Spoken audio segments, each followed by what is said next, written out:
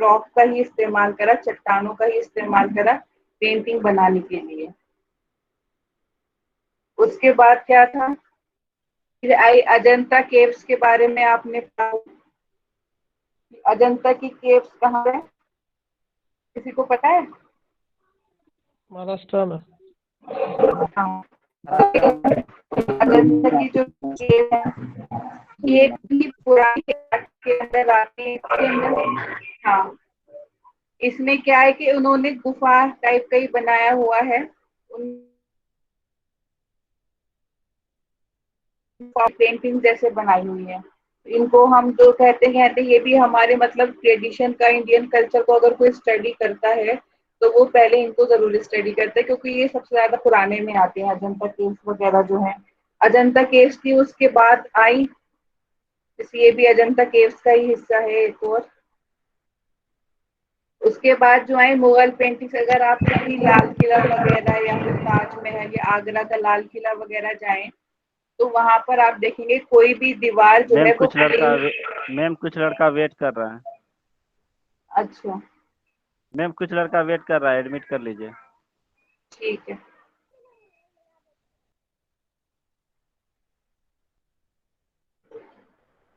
Self admit वाला ये नहीं है क्या, बार बार एडमिट करना पड़ता? इसमें नहीं होता ये, वो लेफ्ट करके स्क्रीन नहीं आती है, मुझे बार बार एग्जिट करके यहाँ से फिर वापस आना पड़ता है, तो आप लोग टाइम से कोशिश करिए एडमिट होने की। 5 6 7 मिनट हो गए मैम, आप एडमिट ही नहीं कर रहे हैं मैम, क्या बताएं।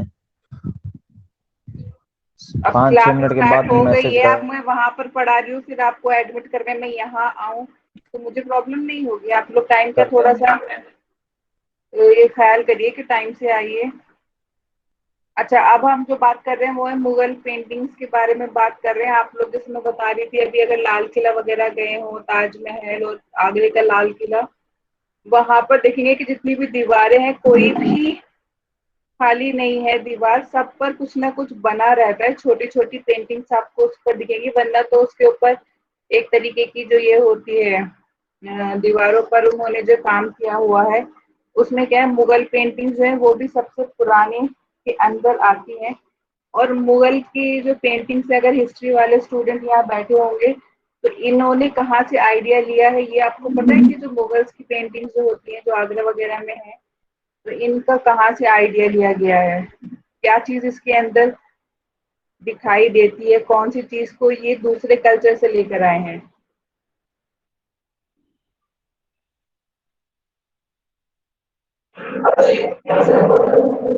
हाँ, हाँ, पर्शिया से, पर्शियन कल्चर जो है उसको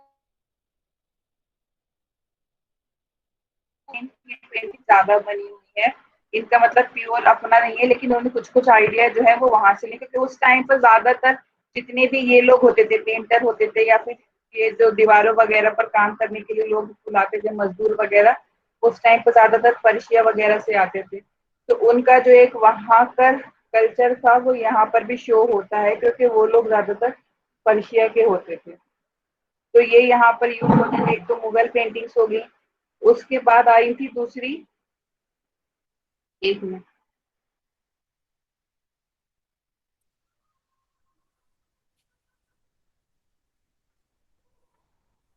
कंपनी पेंटिंग्स। अब ये कंपनी पेंटिंग्स जो है ये बहुत पुरानी नहीं है, मतलब ये आई है ब्रिटिश, जब अंग्रेजों का जो रूल था इंडिया में हुआ है तब ये बनाई जाती थी। तो जितने भी अंग्रेज थे उनकी जैसे लेडीज वगैरह होती थी अंग्रेजों की, उनको क्या होता था, उनको बड़ा शौक होता था कि हम इंडिया के गांव वगैरह में लेडीज कैसे रहती हैं, घर बार कैसे होते हैं, तो हमें वो पेंटिंग्स बना के दी जाए। तो वो काफी इनकी डिमांड रहती थी कि आप जो है हमें कैसा इंडिया असल में है, गांव वगैरह में है, कैसा होता है, घरों के अंदर कैसे रहते हैं लोग, तो वो बना के दिए जाए। तो जैसे इस पिक्चर में दिखाया गया मार्केट का सीन है ये, तो वो उस लोग इन चीजों की डिमांड करते थे कि हमें जो है रियल इंडिया दिखाया जाए, और ऐसी पेंटिंग्स वो ऑर्डर देकर बनवाते थे। तो इनको बोलते थे कंपनी पेंटिंग्स, क्योंकि जो ईस्ट इंडिया कंपनी थी वो इनको बनवाती थी। तो जो हमारे क्लासिकल में ज्यादातर क्या आते हैं, जो रॉक पेंटिंग है वो आते हैं, जैसे मैंने अभी बताया, अजंता केव्स की पेंटिंग आती है, मुगल की पेंटिंग्स आती हैं, और ये कंपनी पेंटिंग्स आती हैं जो आज़ादी के टाइम पर और ईस्ट इंडिया कंपनी जब आई, इनका जब ज्यादा चलन चला था इंडिया में कंपनी पेंटिंग्स का। अच्छा, इंडियन पेंटिंग्स के बारे में बताऊं तो आपने देखा होगा कि इंडियन पेंटिंग्स जो है उनके अंदर एक और तरीके से कैटेगरी बनाई गई है। मतलब इंडियन पेंटिंग्स जो है वो 3 तरीके से और डिवाइडेड है। एक तो जैसे आपने देखा रॉक पर थी, फिर ये थी अजंता की थी, और ये मुगल की थी। ये जो अगर आपने देखा होगा असलियत में तो ये इतनी बड़ी नहीं होती किसी भी दीवार पर, ये छोटी छोटी होती हैं। जो मुगल्स की पेंटिंग्स हैं वो काफी छोटी छोटी और एक दीवार पर हजारों बनी हुई होंगी, लेकिन हर पिक्चर में कुछ ना कुछ दिखाया गया होगा। तो इस तरह की जो पेंटिंग्स होती हैं इनको बोला भी जाता है कि ये मिनिएचर पेंटिंग्स है। मिनिएचर मतलब किसी भी चीज का छोटा रूप। तो जो मुगल की पेंटिंग्स थी वो छोटा रूप होता है, मतलब एक छोटे से हिस्से में ही पेंटिंग बनाई जाती है, लेकिन वो पेंटिंग अपनी बात कह देती है। तो इस तरह की जो पेंटिंग्स को इनको मिनिएचर पेंटिंग्स भी बोला जाता था। इनको या तो दीवारों पे बनाया जाता था, उसके बाद फिर कपड़ों वगैरह पर भी बनाया जाने लगा इसको। इसके अलावा जैसे हम ये देखें अजंता वगैरह की जो पेंटिंग्स है, या फिर जो ये रॉक पेंटिंग्स है, ये क्या है, ये किसी भी छोटी चीज पर नहीं, चट्टानें बड़ी बड़ी होती हैं। अजंता केव जो है उसकी दीवारें बहुत बड़ी बड़ी हैं। तो किसी भी अगर बड़े स्ट्रक्चर पर या फिर बड़ी चीज पर, सॉलिड चीज पर जो पेंटिंग बनाई जाती है उसको भी एक अलग नाम बोलते हैं, उसको बोलते हैं म्यूरल्स। तो इनको एक म्यूरल्स का नाम भी दिया जाता है, उस कैटेगरी में भी इनको डाल दिया जाता है। तो दो तरह की पेंटिंग्स हम कह सकते हैं कि हो सकती है। एक होती है म्यूरल्स जो बहुत बड़े बड़े स्ट्रक्चर पे, चट्टानों पे, बहुत बड़ी बड़ी दीवारों पे बनाई जाती हैं, किसी सॉलिड पर बनाई जाती हैं। और दूसरी होती है मिनिएचर, जो किसी भी छोटी जगह पर, दीवार के छोटे से हिस्से पर, बहुत छोटे हिस्से पर, एक स्क्वायर में या फिर कपड़ों वगैरह पर बनाई जाती है, उसको बोलते हैं मिनिएचर पेंटिंग। तो इस तरीके से हजारों तरह की पेंटिंग जो है वो बनाई गई है। अब इनमें आप एक खास चीज देखेंगे इन सब पेंटिंग्स में कि ये हर पेंटिंग, अब कैसे पता चला कि पुराने जमाने में क्या होता था, तो इंसान को वो चीजें कैसे पता चली। अब कोई तो है नहीं कि जो इस टाइम में है वो उस टाइम पर भी जिंदा रहा होगा, तो ऐसा तो है नहीं। तो जो इंसान जान पाया है पुराने जमाने के बारे में, वो सब चीजें कहाँ से जान पाए, इन पेंटिंग से ही जान पाया है। क्योंकि हर टाइम, जो भी टाइम चला हुआ था या पुराना जमाना था या ब्रिटिश का था, तो वो जो चीजें थी वो अपनी पेंटिंग में उसी टाइम की चीजों को शो करते थे कि उसमें लोग कैसे रह रहे हैं, उसमें आसपास की सराउंडिंग कैसी है, उस टाइम के जितने भी रूलर हैं, राजा वगैरह हैं, महाराजा हैं, वो कैसे दिखते थे। तो वो सब जो आइडिया मिला है वो पेंटिंग से ही मिले हैं। तो वो पेंटिंग जो है वो पास्ट के बारे में झांकने में हमें मदद करते हैं कि पास्ट में कैसा था।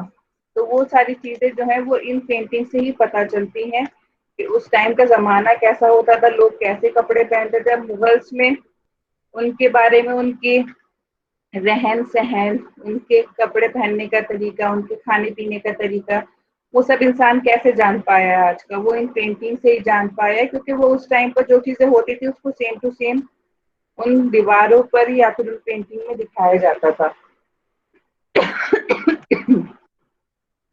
तो ये तो हो गई फोक, सॉरी, क्लासिकल आर्ट फॉर्म्स जो थी वो ये थी 3-4 जो मैंने आपको बताई हैं। अब हमने जैसे कल बात करी थी कि आर्ट जो है वो 2 तरीके का होता है, अ, एक तो विजुअल होता है और एक परफॉर्मिंग होता है। अब जैसे क्लासिकल की हम बात कर रहे हैं, तो हमने क्लासिकल में हमारा विजुअल आर्ट तो जो मैंने अभी बता दिया, दिखाया आपको, वो हो गया। लेकिन क्लासिकल हमारे इंडिया में और भी चीजें हैं। जैसे हमारा अपना डांस है, क्लासिकल डांस है, हर स्टेट का अलग अलग डांस है, तो वो भी फॉर्म हमारी आर्ट की ही फॉर्म है। तो अगर हम क्लासिकल डांस फॉर्म्स की बात करें तो वो भी चीजें हमारी इसी में आएंगी। अब अगर हम क्लासिकल डांस की बात करते हैं तो हमारे कितने क्लासिकल डांस हैं, आपको कुछ आइडिया है? मैम कितनी कुचिपुड़ी है, क्लासिकल कितनी है, टोटल कितनी है? 6 है। 6 या 7 होगा। 9 है। 16 या 17 है। 8 है अभी ना, क्लासिकल में जो क्लास आती हैं वो 8 आती हैं डांस फॉर्म्स में। क्लासिकल में वो अलग बात है, जो फोक है वो अलग है, हर स्टेट का एक अपना क्लासिकल डांस फॉर्म होता है और उसके अलावा जो है उनका फोक डांस भी अलग होता है, क्योंकि इंडिया में जितनी वैरायटी है, हर तरह के लोग हैं, तो उन्होंने अपने फोक डांस भी बना दिए हैं। तो क्लासिकल डांस की बात करें तो उसमें सबसे ज्यादा पुराना जो है, अगर आप देखें तो वो है भारतनाट्यम। अब ये कहाँ का है? ये तमिलनाडु का है। अब ये सारी चीजें जनरल नॉलेज की भी है इसके अंदर। ये भारतनाट्यम जो है वो सबसे ज्यादा पुराना है और तमिलनाडु का ये क्लासिकल डांस है। अब ये कहाँ से शुरू हुआ है? अब पहले जमाने में क्या होता था कि वहां पर जो मंदिर में डांसर वगैरह होते थे, उन्होंने ये फॉर्म जो है अपना स्टार्ट किया, जैसे अपने गॉड वगैरह को खुश करने के लिए जो डांसर्स होते थे टेम्पल में, वो इस फॉर्म का इस्तेमाल,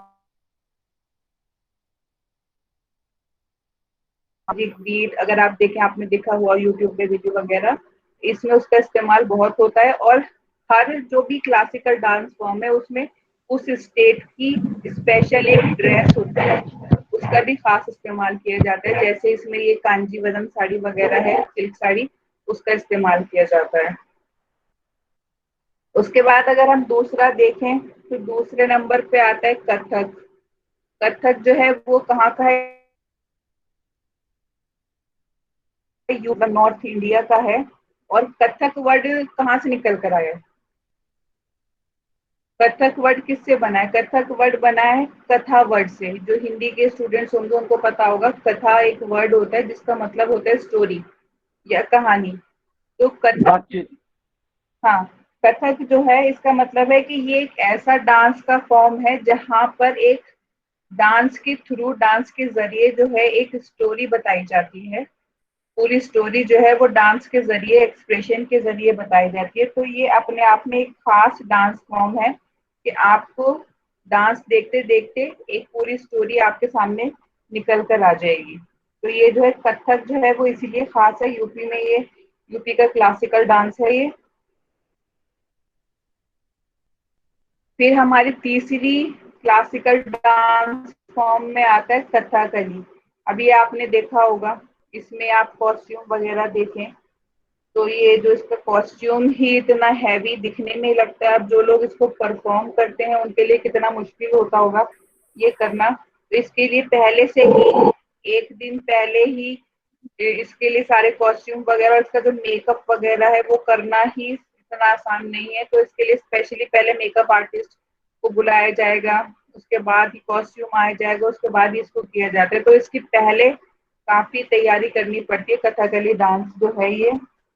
और ये केरला का डांस फॉर्म है, केरला का जो क्लासिकल डांस है वो कथकली कहलाया जाता है। मैम कुछ बताइए। या कोई आया है कि फिर से? Yes ma'am.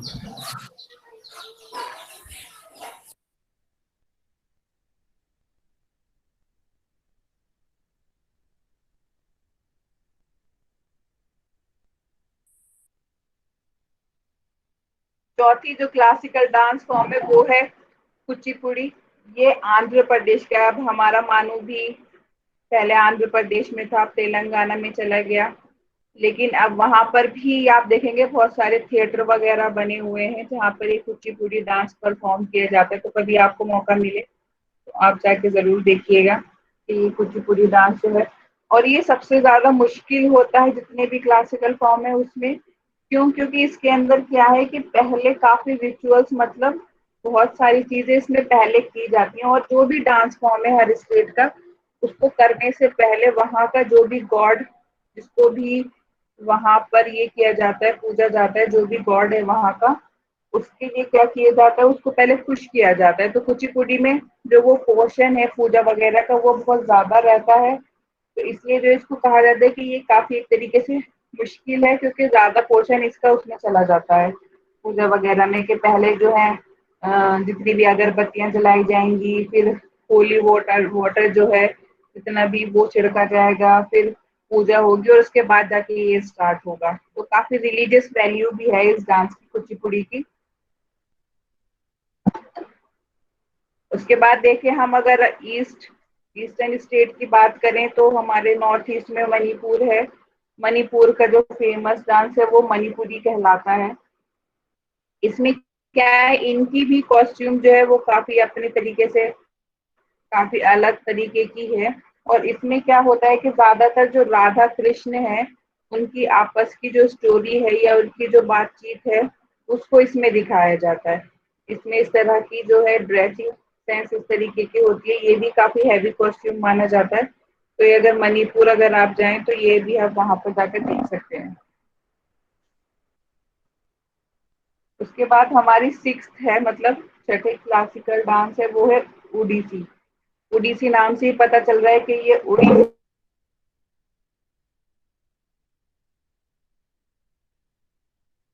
कहाँ से शुरू हुई। वहां के जितने भी टेम्पल्स हैं वहां पर क्या होता था कि अपने भगवान को खुश करने के लिए लोग क्या करते थे कि इस वाले डांस फॉर्म का इस्तेमाल करते थे। जैसे लॉर्ड शिवा हैं और सूर्य देवता हैं, उनको खुश कर ये डांस फॉर्म क्योंकि उड़ीसा में हम करते हैं कि ये सबसे पुरानी थी और आज तक ये सर्वाइव कर रही है।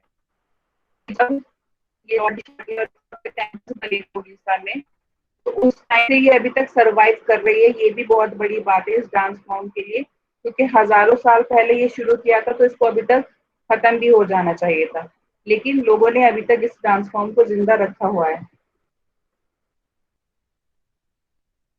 उसके बाद आता है 7वें नंबर पे आता है सत्रिया। अभी ये कहाँ का है, ये ज्यादा फेमस आपने नाम शायद सुना नहीं होगा। बाकी तो हम भरतनाट्यम कुचिपुड़ी सुनते रहते हैं, लेकिन सत्रिया जो है वो हमने इतना नहीं सुना हुआ है। ये जो है डांस फॉर्म ये है असम का है। और इसमें क्या होता है, महाभारत की स्टोरी जो है उसको दर्शाया जाता है अपने स्टेप से, अपने एक्शन से, अपनी मुद्रा से। तो जो भी डांसर होते हैं वो महाभारत की और जो कृष्ण है उनकी कहानियां जो है वो दिखाते हैं। तो ये असम में किया जाता है और असम का ये क्लासिकल डांस है। उसके बाद आखिरी है केरला का। जैसे आपने इससे पहले देखा केरला का एक और डांस फॉर्म था, वो था कथकली। लेकिन वहां पर एक और फॉर्म क्लासिकल फॉर्म यूज होती है, वो है मोहिनीअट्टम। अब ये मोहिनीअट्टम डांस जो है वो भी वहां पर यूज होता है। और देखेंगे तो दोनों जो डांस है, चाहे वो कथकली हो और ये हो, इन दोनों में कुछ कुछ चीजें जो हैं, कुछ कुछ कॉस्ट्यूम वगैरह हैं जो वो मिलते हुए होते हैं। तो ये 8 फॉर्म्स हैं जो इंडिया में इस्तेमाल होती हैं, 8 डांस की क्लासिकल फॉर्म्स। वो कौन कौन सी हैं? भरतनाट्यम, कथक, कथकली, कुचिपुड़ी, मणिपुरी, उड़ीसी, सत्रिया और मोहिनीअट्टम। तो ये हमारे क्लासिकल डांस फॉर्म में भी आते हैं।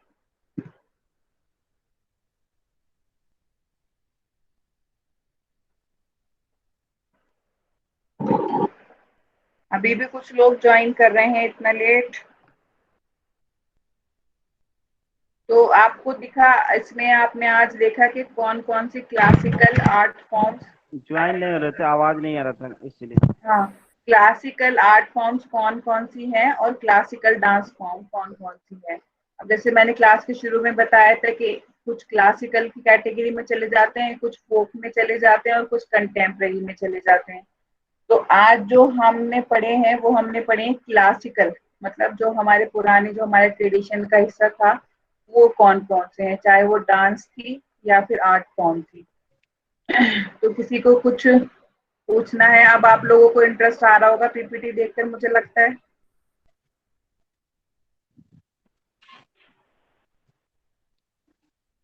Yes ma'am. किसी के ऊपर नेटवर्क प्रॉब्लम है क्या? आवाज नहीं आ रही है कि मेरी? आ रही है मैम आवाज। हाँ, तो ये थी क्लास की बात। और एक और बात मुझे आज कहनी थी, मुझे ये कहना था कि आप लोगों को एक फाइल भी बनाना होगा। आर्ट इन एजुकेशन का एक फाइल भी मेंटेन करना होगा आप लोगों को साथ में। तो आप जो है कोई भी A4 साइज की जैसे फाइल रहती है, मैम कौन एक सा फाइल जो, हाँ मैं बता रही हूँ, एक तो जो ज्यादातर आप असाइनमेंट के लिए देते हैं क्लिप वाला फाइल, उसको छोड़कर जैसे आप पहले कार्डबोर्ड वाली फाइल आपने यूज की होगी, स्कूल वगैरह में यूज करते थे, स्पाइरल वाली एक ड्राइंग की बुक भी आती है, स्पाइरल बुक भी आती है, उस टाइप की। मतलब मेरा कहने का मतलब ये है कि जो असाइनमेंट वाली आप फाइल यूज करते हैं, उसके अलावा कोई भी ड्राइंग की फाइल आप यूज कर सकते हैं, जो भी आपके आसपास अवेलेबल हो, तो वो आपको एक अपना रिकॉर्ड मेंटेन करना होगा इसके अंदर। मतलब मैम फाइल में क्या बनाना है? फाइल में आपको क्या करना है कि एक तो आपको फाइल को डेकोरेट वगैरह करना होगा जब आप एंड में सबमिट करेंगे उसको। दूसरी बात ये, उसमें आपको क्या करना है कि आप फर्स्ट पेज पे तो इंडेक्स बनाइएगा। इंडेक्स सबको पता है कि हम बनाते हैं कि हमने फर्स्ट पेज पे क्या लिखा है, फिर टीचर वगैरह के साइन होते हैं, वो आपको करना है। दूसरे पेज पे आपको क्या करना है, उस फाइल के अंदर आपको आर्ट के बारे में लिखना है कि आर्ट क्या है। मतलब जो फाइल का जो फर्स्ट काम वाला पेज है जिसपे आपने अपना काम स्टार्ट करना है, उसमें आपने फर्स्ट पेज पे आर्ट के बारे में लिखना है कि आर्ट है क्या चीज। अब जैसे मैंने कल बताया था थोड़ा बहुत, या उससे पहले क्लास में बताया, नेट पे से भी सर्च करके आपको जैसा भी ठीक लगे, तो आप फर्स्ट पेज पे तो वो लिखिए कि आर्ट है क्या चीज, और दूसरे पेज पर आपको लिखना है आर्ट की इम्पोर्टेंस एजुकेशन में, जो हमारी फर्स्ट क्लास थी कि आर्ट की इम्पोर्टेंस क्या है, आर्ट की अहमियत क्या है एजुकेशन में। वो आपको लिखनी है कि आपको लगता है कि ये क्यों जरूरी है तालीम के मैदान में, आर्ट का होना अगर नहीं भी होगा तो इससे क्या फर्क नहीं पड़ेगा। तो जो भी आप सोचते हैं वो आपको लिखना पड़ेगा। तो ये 2 पेज आप जरूर कर लीजिएगा अपनी फाइल के अंदर, जो स्टार्टिंग के फर्स्ट 2 पेजेस होंगे। पहले पेज पर के आर्ट है क्या चीज, उसका इंट्रोडक्शन लिखना है, और दूसरे पेज पे आर्ट की अहमियत क्या है तालीम के मैदान में। तो ये 2 काम आप जरूर कर लीजिएगा। बाकी जो भी होगा वो मैं आपको बताती रहूंगी, तो आप साथ के साथ करते रहेंगे काम, तो आपको कुछ ऐसा नहीं लगेगा कि एक साथ बहुत सारा काम हो गया है हमारे पास करने के लिए। तो जो भी काम दिया जाए वो साथ में आप करते रहिए, और एक फाइल जो है वो बनाना स्टार्ट कर दीजिए आर्ट के लिए।